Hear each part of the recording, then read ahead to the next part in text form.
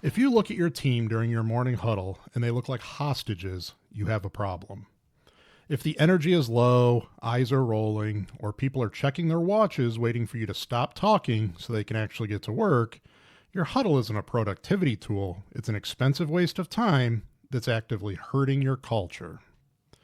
Good morning, good afternoon, good evening, whatever time it is, and wherever you happen to be right now. I'm Mike Voories, here to help you build a stronger team. Today, we're talking about the morning huddle. Now, if you've been following BR1 for a while, you know I'm a huge believer in the daily huddle. I even discussed this in a previous episode, number 22, and I'll put a link to that episode in the notes if you want to check it out. I call this the wake up and win strategy, and when done right, it's the single best way to create alignment, safety, and momentum before the day even starts. But here's the reality check. For a lot of companies, the morning huddle sucks. It's boring, it's negative, it's disorganized, and instead of firing the team up, it drains their battery before they answer their first email or get their truck loaded. If your team isn't excited to do them, or at least engaged while they're there, it's not because huddles don't work, it's because you're running them wrong.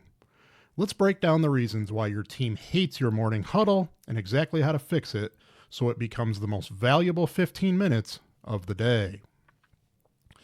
Reason number one, it's a beatdown session.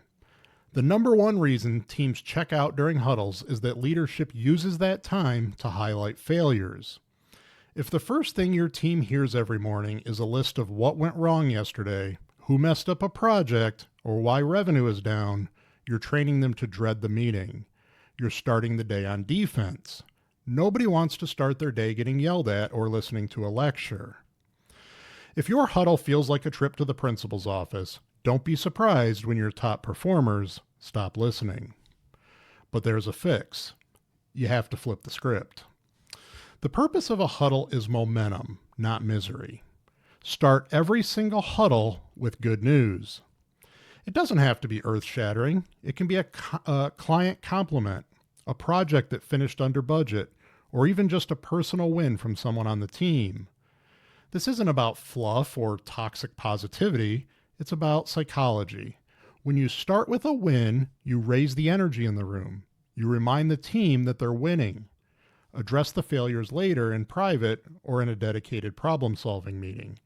But keep the morning huddle focused on the game plan and the wins.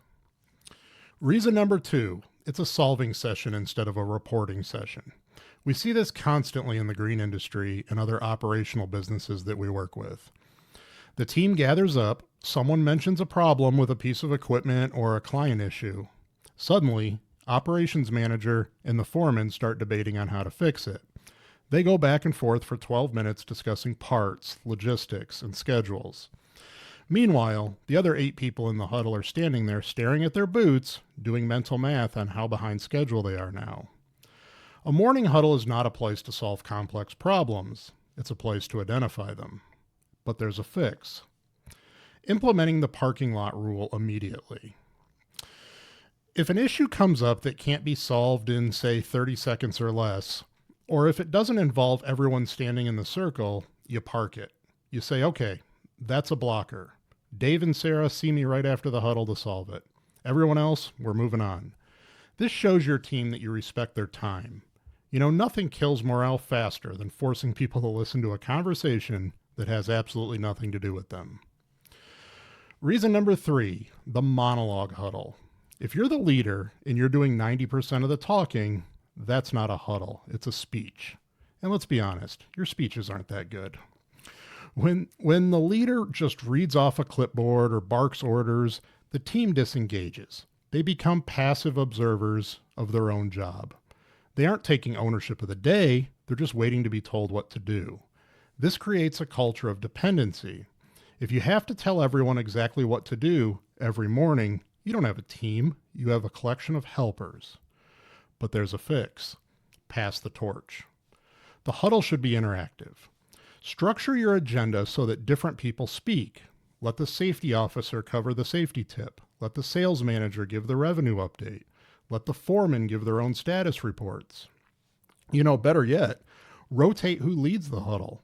Let a different employee run the meeting each week. This forces engagement, builds leadership skills in your staff, and proves that this meeting belongs to the team, not just the boss. Reason number 4, it drags on way too long. I don't care how important your updates are. Nobody wants to stand around for 30 minutes in the morning. The human attention span is short. If your huddle drags on, energy drops. The urgency that you're trying to instill in your team completely evaporates if you spend the first hour of the day drinking coffee and talking in circles. If you're in the service industry, landscaping, snow, construction, time is literally money. A 20-minute huddle for a 10-person crew is over 3 hours of payroll gone before a single dollar of revenue is produced. But there's a fix. Stand up, literally. We call them stand-up meetings for a reason. If you let people sit in comfortable chairs, they get too comfortable. They lean back, they relax, and the meeting expands to fill the time. Make everyone stand up. It creates a natural sense of urgency. It keeps the energy physical. And keep it to 15 minutes max. Use a timer if you have to. When the buzzer goes off, the huddle's over. The team will appreciate the efficiency, and they will leave the huddle with a faster pace than when they entered. How you start the day is how you execute the day. So the structure that actually works. If you want to turn this ship around, you need a structure that breeds excitement and clarity. Here's the wake up and win agenda that I recommend at BR1. It's 4 simple parts, and it should take no more than 15 minutes. Start with good news, maybe 2 minutes.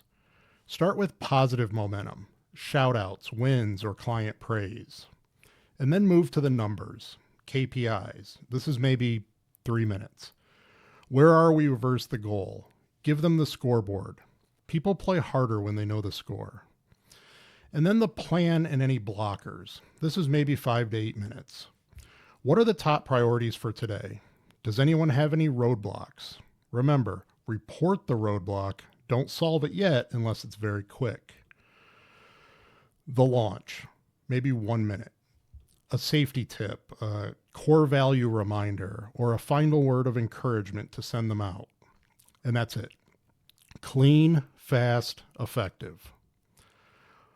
This really matters for culture. You might be thinking, Mike, it's just a meeting. Does it really matter if it's boring? Hell yeah, it matters. The way you start the day sets the standard for the rest of the day. If your morning huddle is sloppy, late, negative, and disorganized, you're telling your team that sloppy, late, negative, and disorganized is acceptable here. But if your huddle is crisp, positive, on time, and focused on winning, you're programming that mindset into your team every single morning. You're building a culture of execution. And here's the other thing. High performers love efficient huddles. They love knowing the score, they love clear communication, and they love not having their time wasted. If you want to retain top talent, stop wasting their time with bad meetings. If you're listening to this and realizing that your leadership team needs help, whether that's putting together effective morning huddles or recruiting top performers who know how to drive performance, that's exactly what we do at BR1. We help companies in the green industry and beyond build stronger teams through recruiting, employee retention, and stretching your entire team's combined potential. If you want to stop guessing and start building a team that executes, contact us to start the conversation. We'll put our contact information in the show notes. Until next time, keep building your stronger team.